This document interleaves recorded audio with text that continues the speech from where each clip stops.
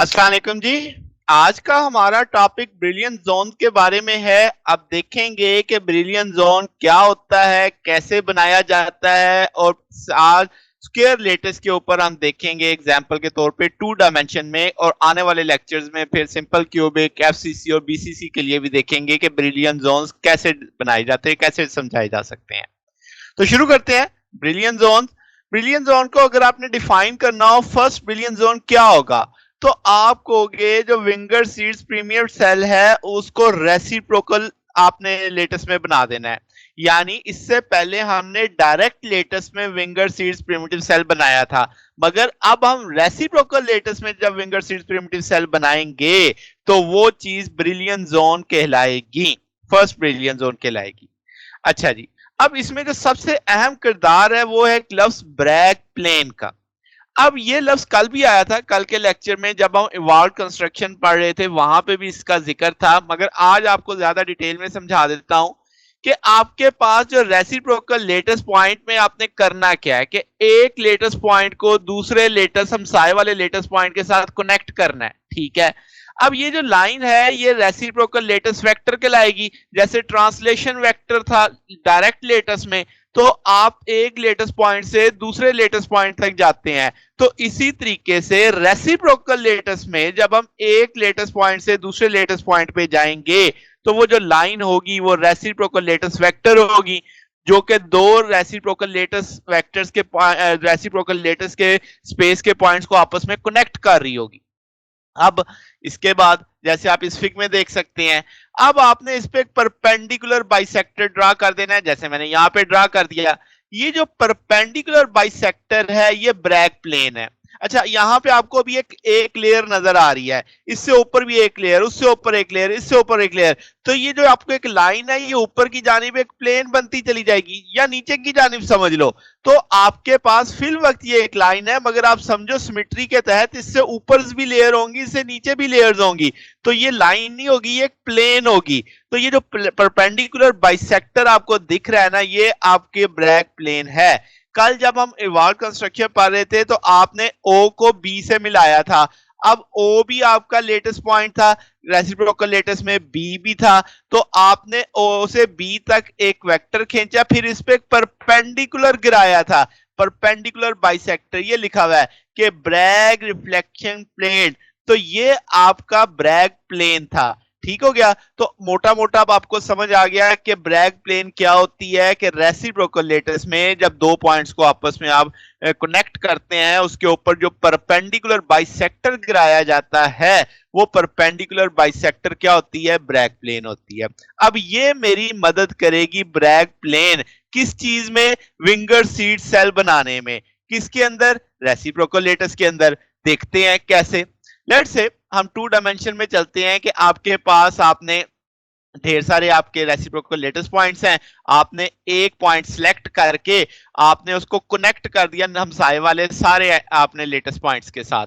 जब आपने हमसाए वाले सारे लेटेस्ट पॉइंट के साथ कनेक्ट किया, उसको रेड लाइन से जाहिर किया है। ये रेड लाइन हमें नहीं चाहिए, हमें तो इसके ऊपर लगने वाला परपेंडिकुलर बाइसेक्टर चाहिए, जो कि मेरे लिए क्या है, ब्रैग प्लेन। मगर इसका होना इसलिए जरूरी ताकि आपको वो परपेंडिकुलर समझ आ सके। तो स्टेप बाय स्टेप चलते हैं। अगर आप ये हॉरिजॉन्टल लाइन देखें तो इस पे परपेंडिकुलर बाइसेक्टर और इस वाली साइड पे भी परपेंडिकुलर बाइसेक्टर आपको अगले स्टेप में दिखाई दे रहा है। समझ आ गए। मैंने एक कलर्स एक जैसे रखे कि भाई इनका जो बना यानी डायरेक्शन समझ ले एक तरफ है, तो आपके पास ये परपेंडिकुलर बाइसेक्टर इस जगह इन दो हमसायों को जो जोड़ा हुआ था इसके ऊपर आ गया, इन दो हमसायों को जो जोड़ा हुआ था लेटेस्ट पॉइंट्स को इसके ऊपर एक परपेंडिकुलर बाइसेक्टर आ गया। अब ये तो हॉरिजॉन्टल लाइन पे लगा दिया। अब जरा वर्टिकल वाली लाइन पे देख लो कि ये दिस पॉइंट जिस पे मेरा कर्सर चल रहा है, आप देख सकते हो आपने इस पे भी एक परपेंडिकुलर बाइसेक्टर गिरा दिया, इस पे भी परपेंडिकुलर बाइसेक्टर गिरा दिया। अब आपके पास टोटल 6 लाइनें थी जिनमें से आपने कितनों को कवर कर दिया, सॉरी, अब आपके पास 8 लाइनें थी जिनमें से आपने 4 पे परपेंडिकुलर बाइसेक्टर बना दिए हैं। अब जरा तिरछी लाइनों पे आ जाएं। ये जो आपकी तिरछी लाइन है जो इस तरीके जहां पे मैं कर्सर फेर रहा हूं, तो आप देखो इस पे ब्लू कलर पे आपने परपेंडिकुलर बाइसेक्टर गिराए, जैसे आप इस फिग में देख सकते हैं कि मैंने ब्लू कलर में परपेंडिकुलर बाइसेक्टर गिरा दिए। फिर जो ये वाली तिरछी लाइन है, इस पे आपने लाइट ब्राउन कलर में आपने परपेंडिकुलर बाइसेक्टर गिरा दिए। अब 8 के 8 आपने बना दिए। अब आपको रेड लाइंस की जरूरत नहीं है, वो सिर्फ परपेंडिकुलर बाइसेक्टर बताने के लिए थे कि भाई इसके ऊपर परपेंडिकुलर बाइसेक्टर लग रहा है। तो अब जब मैं उसको हटा देता हूं तो ये शक्ल आ जाती है आपके पास। ये जो अब दरमियान में आप एक स्क्वायर बॉक्स सा देख रहे हैं, ये आपका फर्स्ट ब्रिलियन जोन है। और आप इसके बाद जरा डिटेल में देखें तो आपको ये जहां पे इसके फिग जरा बेहतर समझ आ जाएगी कि ये सेकंड ब्रिलियन जोन शुमार होगा, फिर उसके बाद ये थर्ड ब्रिलियन जोन शुमार होगा, सो ऑन सो चलता चला जाएगा। बात समझ आ गई? तो अब आपने जो सेंटर से पॉइंट लिया हुआ था, जब आप चले और आपको फर्स्ट वो जो बाइसेक्टर मिला जिसे आप ब्रैग प्लेन कह रहे हो, आपने वहां पे रुक जाना है। जब आप वहां पे रुकेंगे तो वो फर्स्ट ब्रिलियन जोन होगा। अब आपने उस फर्स्ट ब्रैग प्लेन को क्रॉस किया, फिर फर्दर आपको प्लेन मिली, आपने फिर रुक गए, वो आपका सेकंड ब्रिलियन जोन हो गया। Either upward, either right, either left, either down. ठीक होगी बात? जब आप उन सेकंड वालों को क्रॉस करके फर्दर प्लेन मिलेगी, वो आपका थर्ड ब्रिलियन जोन हो जाएगा। तो इस तरीके से आगे चलते चले जाएंगे। तो बात समझ आ गई? तो ये अब आपने समझा विंगर सीड सेल इन रेसिप्रोकल लेटस। ये आपका फर्स्ट ब्रिलियन जोन डिफाइन मैंने करवाया यहाँ पे, और अब आपको सेकंड की भी समझ आ गई और अब आपको थर्ड की भी समझ आ गई। तो अब आप इसे क्या कह सकते हो कि फर्स्ट ब्रिलियन जोन क्या है? ये स्मॉलेस्ट वॉल्यूम है जो आपकी ब्रैग प्लेन्स की अंदर है, जो कि परपेंडिकुलर बाइसेक्टर थे किस पे? रेसिप्रोकल लेटस पे। तो इसका मतलब ब्रैग प्लेन्स जो सबसे स्मॉलेस्ट वॉल्यूम इनक्लोज करेंगी, वो आपका फर्स्ट ब्रिलियन जोन होगा।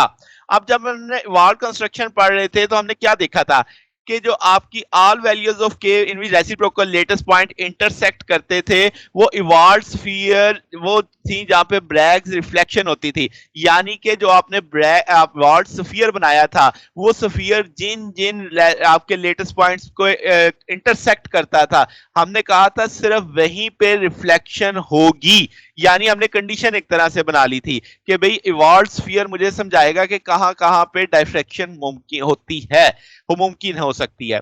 अच्छा जी, तो ब्रिलियन जोन क्या है? आप कहोगे कि ये लोकस है तमाम के वैल्यूज का ऑफ इन रेसिप्रोकल लेटस जहां से ब्रैग रिफ्लेक्शन होती है। समझ आ गई बात? तो अब जनाब आपके पास अगर हम अब ताल्लुक देखें कि भाई आपने फर्स्ट ब्रिलियन जोन का जरा मैथमेटिकली फॉर्म भी तो हम जरा समझे ना कि क्या इसको, ये तो मैंने आपको ज्योमेट्रिकली समझाया, क्या मैथ के जरिए भी फर्स्ट ब्रिलियन जोन डिफाइन करवाई जा सकती है? तो ये अब हम जरा देखने वाले हैं। तो जनाब मैं इसमें जो हेल्प लेने वाला हूं वो किसकी है? सिंपल स्क्वायर लेटस की है। इसमें आपने दो चीजें, जो आपका वेव वेक्टर है यानी जो इंसिडेंट बीम का वेक्टर है, और रेसिप्रोकल लेटस वेक्टर जी, इसका दरमियान में जो एक लिंक बनता है वो जरा समझते हैं, जो हमने वॉल स्फीयर में पढ़ा था। अब जनाब सिंपल स्क्वायर लेटस में आपके पास स्क्वायर है, दो साइडें होंगी, तो अब आपने उनके प्रिमिटिव ट्रांसलेशन वेक्टर्स लिख दिए। रेसिप्रोकल लेटस के अंदर आप जानते हैं ए स्टेरिक से हम रिप्रेजेंट करते हैं, 2 पाई बाई ए आई आ जाएगा, बी स्टेरिक 2 पाई बाई ए जे आ जाएगा। क्योंकि स्क्वायर है सारी साइडें बराबर होंगी तो मैंने ए मेंशन किया है। ओके होगी बात? अब आपका reciprocal lattice vector a asterisk h b asterisk के है। अब यहाँ पे आपको याद है ना कि एच और के मिलर इंडिसेस नहीं है, ये कोऑर्डिनेशन एक्सिस पॉइंट्स हैं। ठीक है, अब आपने ए स्टेरिक की वैल्यू लगा दी, बी स्टेरिक की वैल्यू लगा दी, 2 पाई ए कॉमन ले लिया। अब आपका जो वेव वेक्टर था वो आपने के एक्स आई प्लस के वाई जे लिख दिया। अब जनाब क्या है कि आपने ब्रिलियन जोन में जो आपने पढ़ा था डायफ्रैक्शन कंडीशन में, तो जी स्केयर प्लस 2 के डॉट जी, यानी ज्योमेट्रिकल इंटरप्रिटेशन थी डायफ्रैक्शन कंडीशन की, वो इस फार्मूले से हमने प्रूव की थी। अब आपके पास जी की वैल्यू भी है, के की वैल्यू भी है, वो वैल्यूज प्लेस कर दी। अब आप 2 पाई बाहर लोगे तो 4 पाई बाई ए आ जाएगा, यहाँ का स्क्वायर ओपन करोगे 4 स्क्वायर पाई स्क्वायर ए आ जाएगा, इधर स्क्वायर ओपन करोगे ये तो इट सेल्फ जरब खाएगा, dot product I dot J 1 होता है तो एच स्क्वायर प्लस के स्क्वायर आ जाएगा, सो ऑन सो। इसी तरीके पे यहाँ पे भी एच के एक्स प्लस के वाई आ जाएगा। अब आप इसको दूसरी तरफ ले जाओ तो माइनस में साइन आ जाएगा, 4 4 से कट जाएगा, पाई पाई से ए से, तो रिमेनिंग शक्ल आपके पास ये बच जाएगी। तो अब आपके पास ये जो टूल बच गया है, यहां से मैंने एच और के जो जितने पॉसिबल कॉम्बिनेशंस है वो वैल्यूज लगाऊंगा और चेक करूंगा। मैं मिसाल के तौर पे समझाता हूं कि आपने एच की वैल्यू +-1 और के जीरो करके देखना है, फिर बाद में मैं के की वैल्यू +-1 करूंगा और एच जीरो करके देखूंगा। अभी करके दिखाता हूं आपको। अब आपने एच +-1 रखा तो इसका मतलब दो पॉसिबिलिटीज तो इसके अंदर आ गई, H+1 भी हो सकता है, H-1, जबकि के जीरो रखना है। तो आप जरा देखो कि मैंने क्या किया है कि आपके पास H1 K0, तो ऊपर वाले फैक्टर में जहां H आ रहा था मैंने उसे 1 कर दिया, जहां K आ रहा था उसे 0 कर दिया, यहाँ पे H1 हो गया, K0 हो गया, तो KX बच गया किसके मसावी, -π/a, जबकि के वाई आर्बिट्रेरी है क्योंकि मुझे के वाई की वैल्यू नहीं पता थी, वो तो कोफिशिएंट की वजह से 0 हो गया ना, तो मैं उसको आर्बिट्रेरी कह देता हूं। फिर इसी तरीके से एच की वैल्यू मैंने -1 रखी, के 0 कर दिया, तो मैंने आप देखो जहां पे एच आ रहा था -1 लगा दिया, के की जगह 0 लगा दिया, तो आपके पास के एक्स आ गया π/a। अगर आप इसको ड्रा करके जरा समझो तो ये के एक्स है। अब आपने देखा कि आपके पास के जब आपने एच रखा था 1 और के 0, तो के एक्स -π/a आया था।